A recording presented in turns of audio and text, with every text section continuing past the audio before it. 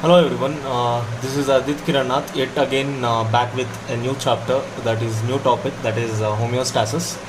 Uh, so let's continue.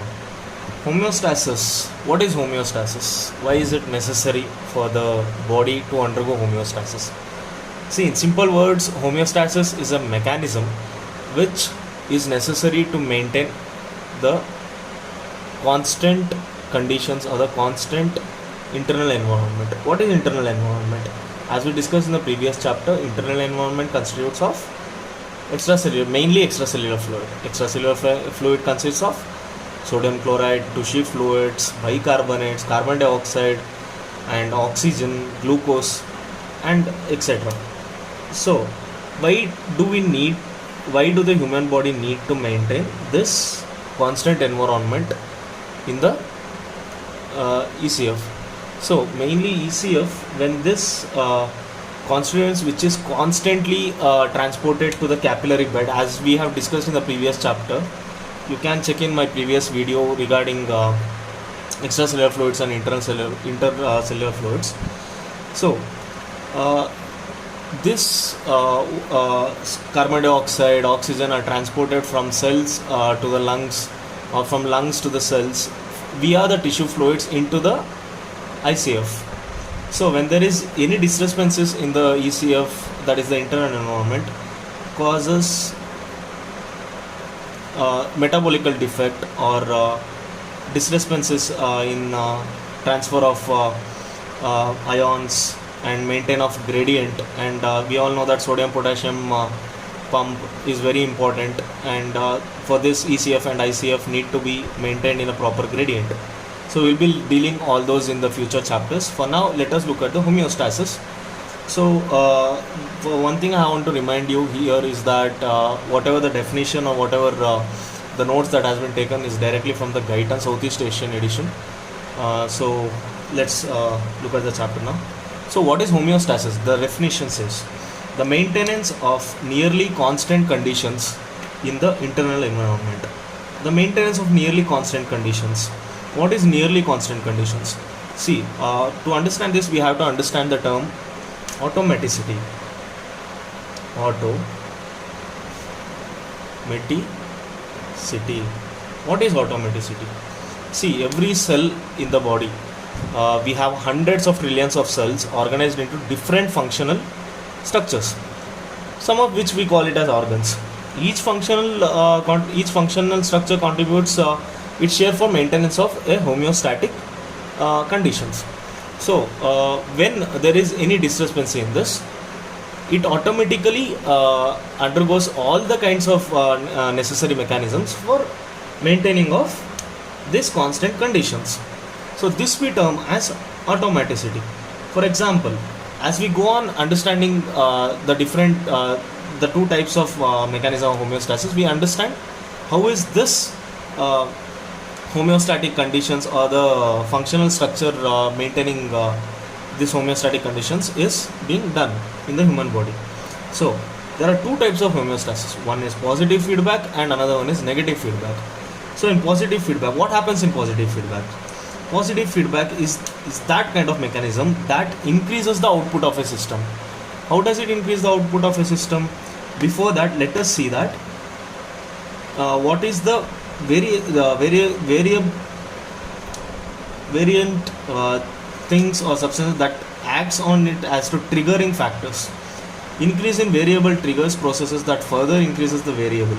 See, there are variable triggers. For example, let us look at parturition. So in parturition, there is release of toxin, oxytocin. Example, parturition. During parturition, that is expulsion of the baby from the uterus. So there is release of oxytocin. When the fetus is trying to expel out of the uterus, there is release of constant release of oxytocin, and this oxytocin leads to contraction of uterus, simultaneous contractions. So these contractions help in expulsion of the fetus. So what happens here? As the contraction increases, there acts positive feedback mechanism acting on release of oxytocin, which is constantly increased in this condition, which this line also says the same, which I was saying. Increase in variable, increase in oxytocin. Here the variable is oxytocin. Processes that further increases the variable which increases the contraction of uterus. This is the variable. This positive feedback mechanism doesn't have a main motto of providing homeostasis. One we have to understand is that positive feedback mechanism is more disadvantage when compared to its advantages. Why is it called as a vicious cycle? Let's look into this. Vicious cycle. Why is it vicious cycle? For example, here we have to consider the example of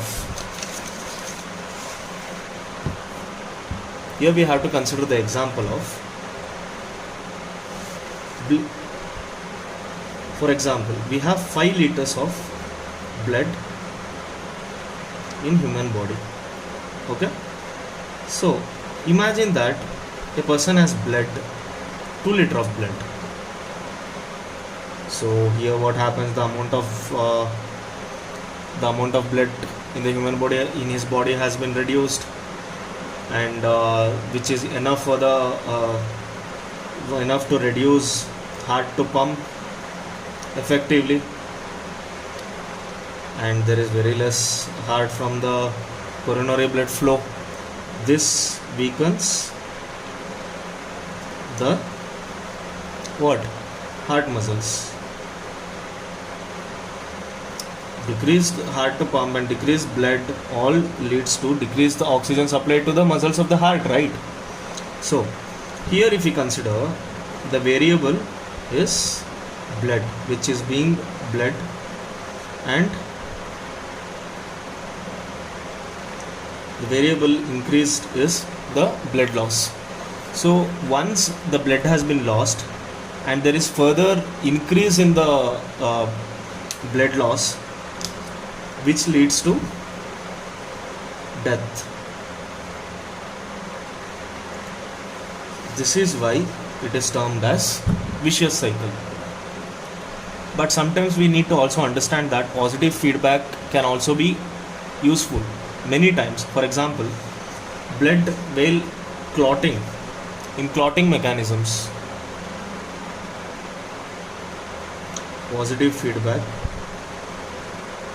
useful in blood clotting. How is that? So we all know that once there is blood loss, once there is loss of blood,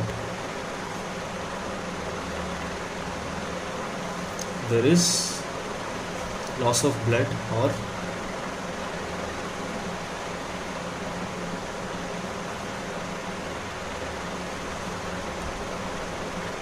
once there is loss of blood, you know, there is release of clotting factors.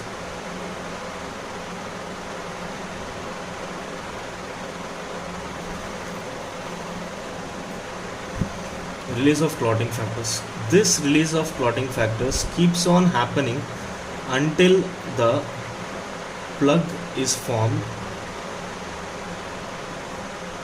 around the rupture, which is causing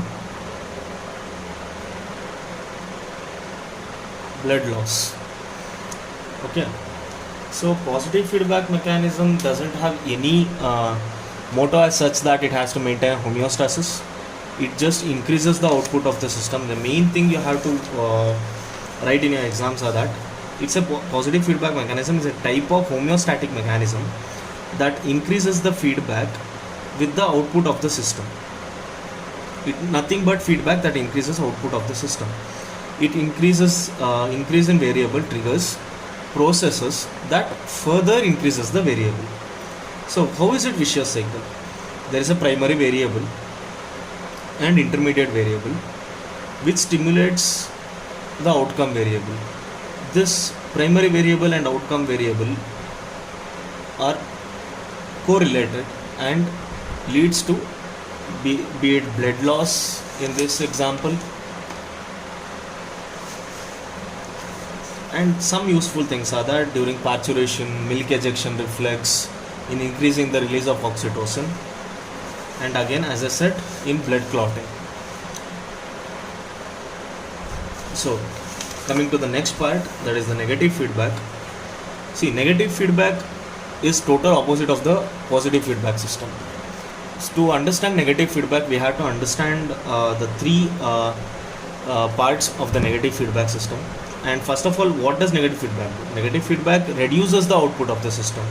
What was positive feedback doing? Positive feedback was increasing the output of the system. Here the feedback is totally opposite. It is reducing the output of the system.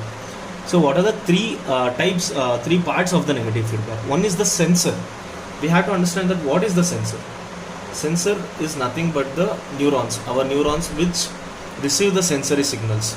It monitors the change of the variable and provides sensory signals to control the centers of change directed.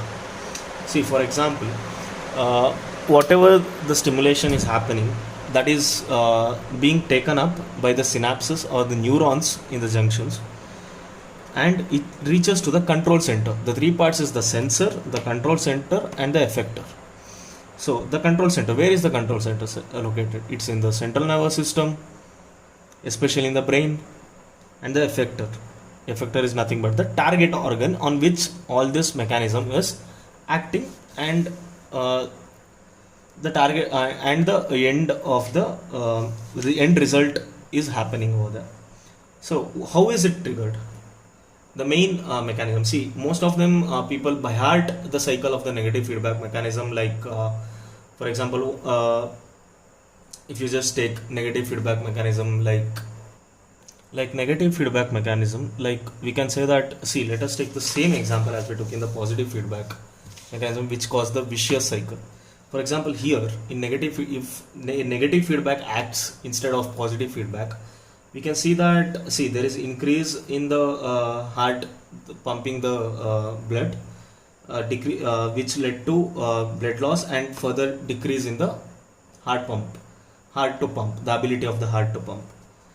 But instead if the negative feedback is acting on it, you can understand that instead, if there was negative feedback acting, we can take it as if there is loss of 5 liter of blood,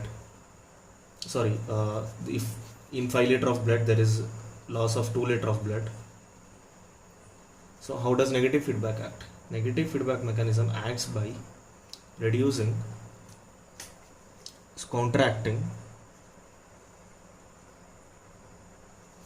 by reducing arterial blood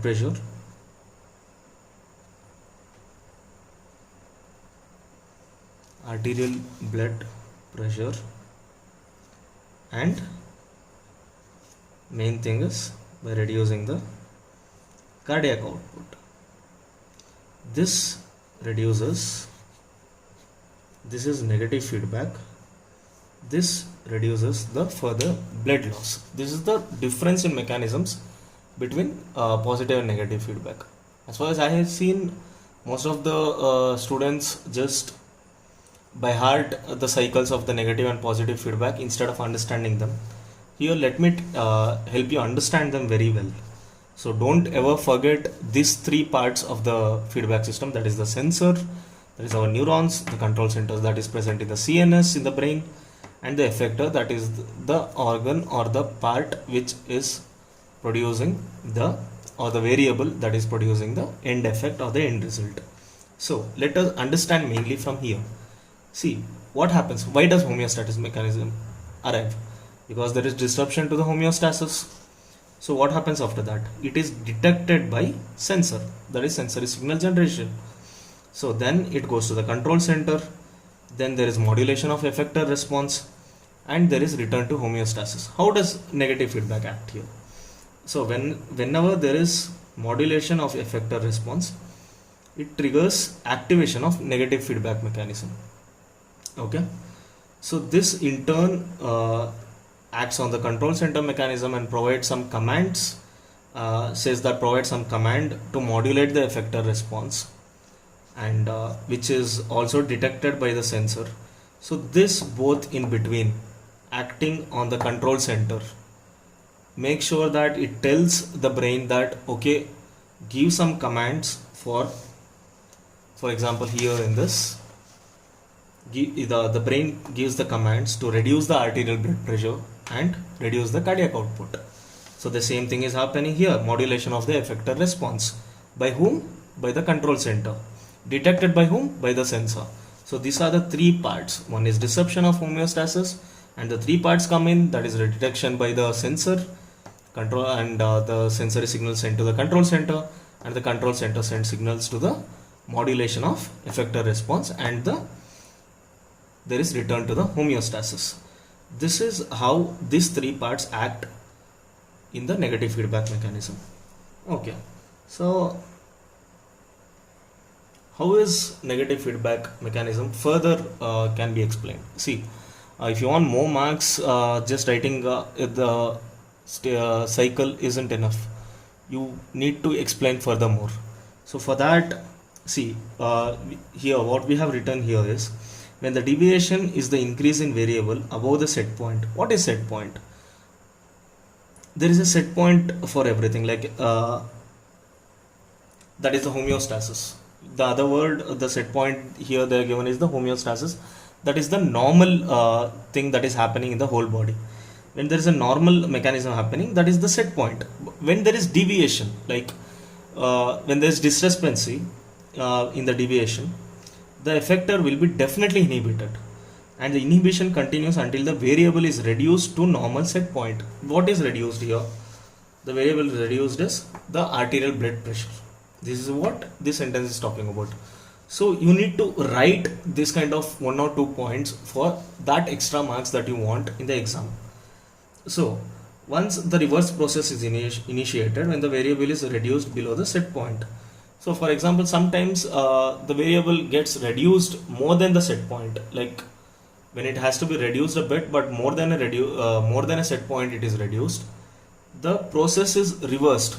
So this is why negative feedback is the best for the homeostatic system, and it is that's why it is said as the most useful system of the most useful system for the homeostasis. So this is it for the topic homeostasis. I hope you could understand well. If you have any doubts or further any questions, please leave it in the comment section, and if you like the video, please like and subscribe the video for further more chapters. Thank you.